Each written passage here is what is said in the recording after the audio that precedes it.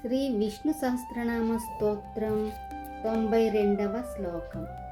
ధనుర్ధరో ధనుర్వేదో దండో దమయితా దమః అపరాజితః సర్వసహో నియంతో నియమో M.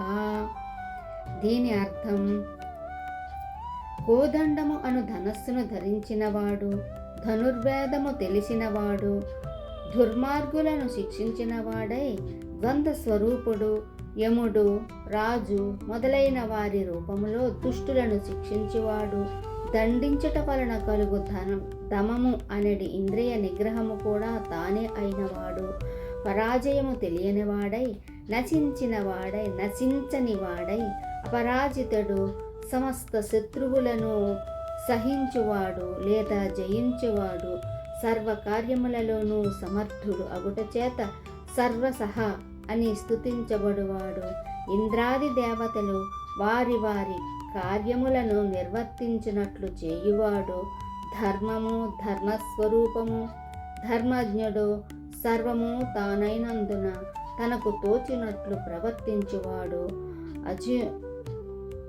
అజుడైనందున అమరుడై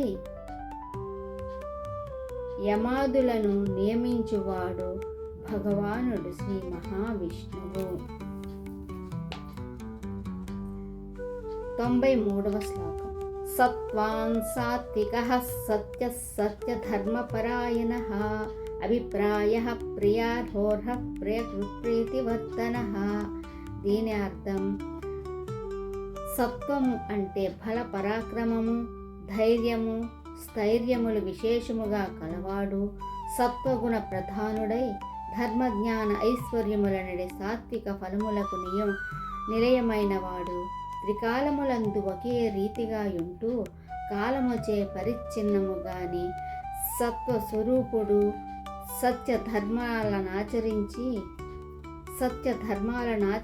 దీక్షాపరుడై సత్యభాషణముతో సత్యమై భాషించువాడు, చతుర్విధ పురుషార్థముల అంతిమ ఫలము తానై ఉండట చేత సర్వులచే